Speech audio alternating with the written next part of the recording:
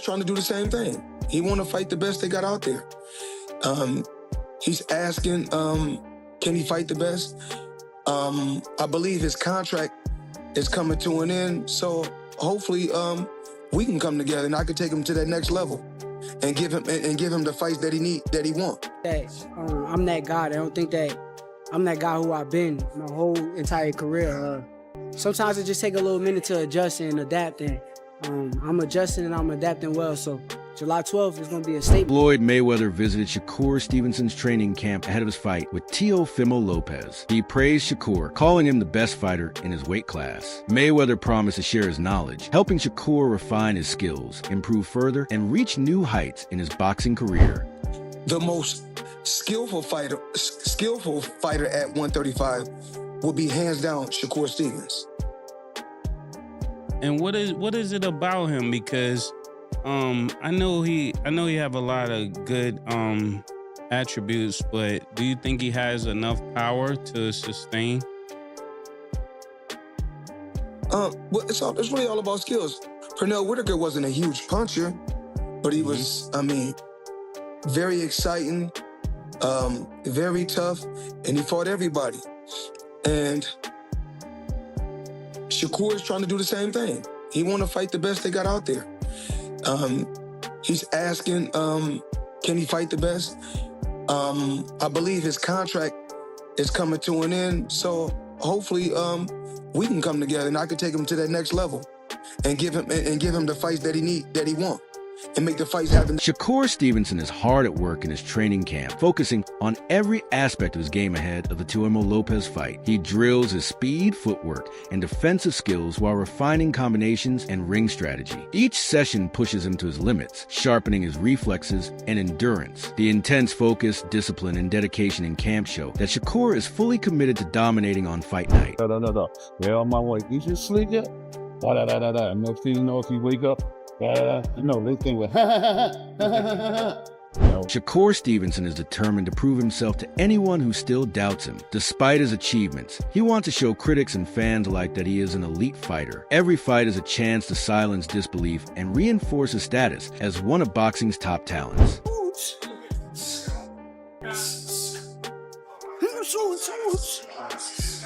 Honestly, I got a chip on my shoulder though. Like, I got something to prove. I feel like with this fight, a lot of people sleeping on me. A lot of people don't think that I'm that guy. They don't think that I'm that guy who I've been my whole entire career.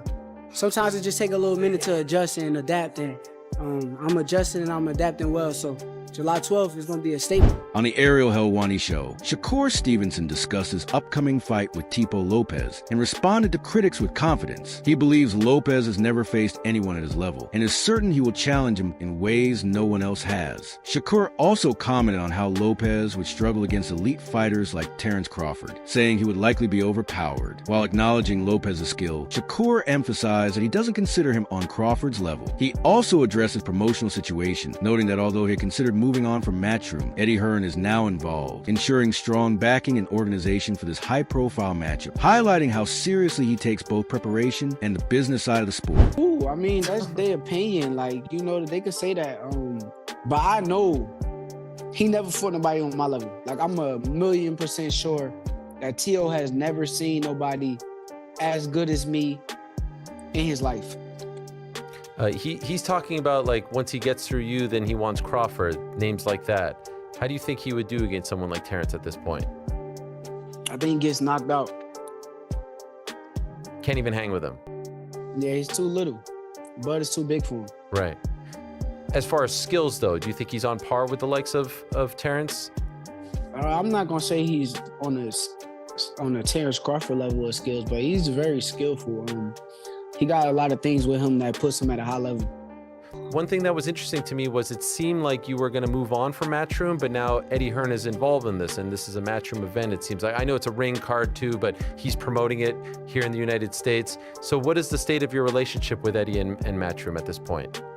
Eddie's my guy. I'm actually not signed to Matchroom, but he's my guy. I'm a big fan of Eddie Hearn, and nothing but respect to him, but I'm glad he's the promoter that's on this card. I'm glad to share the spotlight with his promotional company. So if he's your guy, how come you're not signed to Matchroom?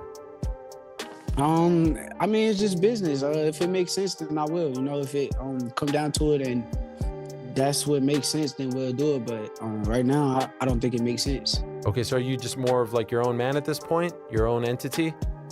Yeah, I am. Okay. Do you negotiate with the ring people, with Turkey? You just do that yourself?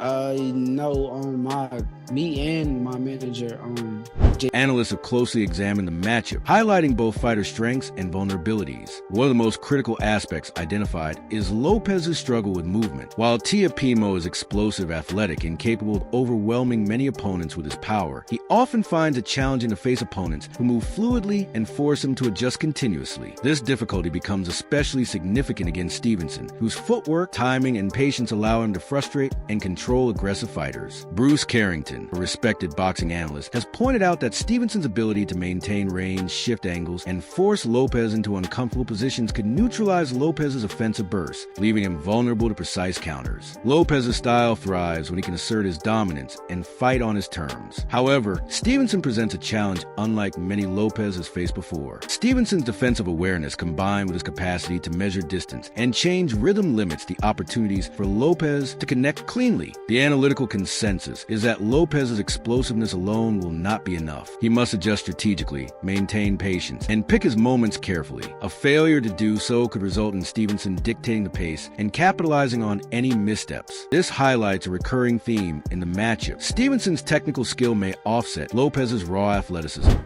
Teo is gonna bring the fight. He's very athletic. He has a lot of explosiveness, and but I do feel like when it comes to Shakur, bro, his movement may frustrate him. The only thing that worries me when it comes to Teofimo is his frustration. Like, is he going to be able to work well with a mover? We've seen, difficulties that he had with Sandor Martin. We've seen the difficulties that he had with Jimmy Ortiz, guys that's been moving around and not staying still. Like, if you keep Teo moving around and he can't plant his feet, what can he do?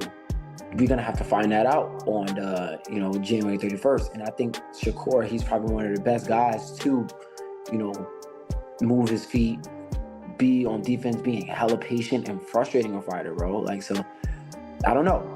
We've seen Teo get frustrated to the point where he's asking himself, do I still got it? You know what I'm saying? We got to see what his mentality is going to be like come January 31st. Do you think that his experience on the biggest of stages, his two biggest wins, he was an underdog. Then those guys, ironically enough, were southpaws like Shakur. That play any factor to you, man? Nah, styles is different. The styles are totally different. Lomachenko don't fight like Shakur. Josh Taylor don't fight like Shakur. I don't see, just because it's southpaw, that same thing will happen. I feel like certain techniques could be used to fight Shakur, yeah. But in terms of that approach of the fight, nah. Shakur fights totally different. You gotta be able to do some out-of-pocket stuff with Shakur. You gotta throw while he's throwing.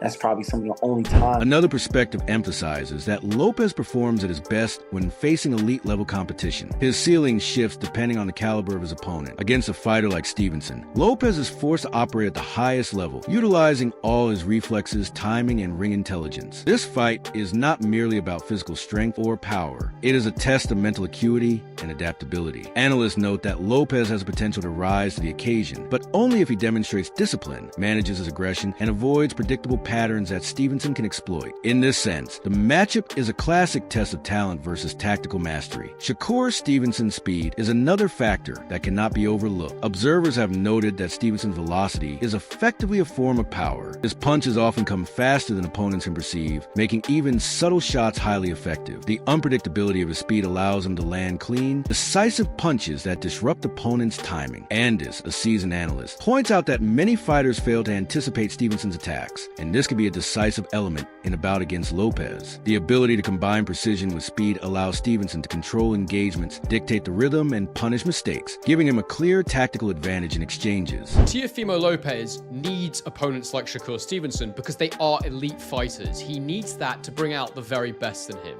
I just can't see how it's possible that whilst Teofimo, we've seen a ceiling with him in terms of he's been beaten by certain opponents, we know that he can lose in the ring, but I don't know if that's a genuine ceiling, because I think that his ceiling is actually one of the most changeable in boxing based on who's in front of him. And so actually, I think there's a very, very good chance we're going to see the best possible version of Teofimo Lopez in the ring against Shakur Stevenson. But we should talk about Shakur Stevenson before we get into the nuts and bolts of the fight, what it might look like, and why it is so risky for both men.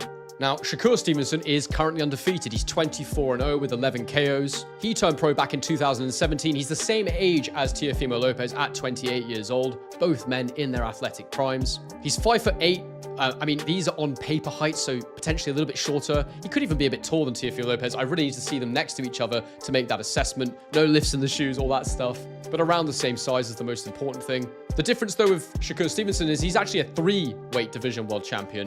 And he started a division lower than Teofimo Lopez, meaning naturally it would appear that he's slightly the smaller man. Although that doesn't necessarily mean they're now not the same size. He could easily have filled out to be roughly the same size as Teofimo Lopez is on the night in the ring. Now for me, I'm going to jump back to 2021 to first start talking about Shakur Stevenson when he managed to get a win over Jamel Herring. Again, he'd had significant wins before this fight, but it was the first one where I really tuned into his career.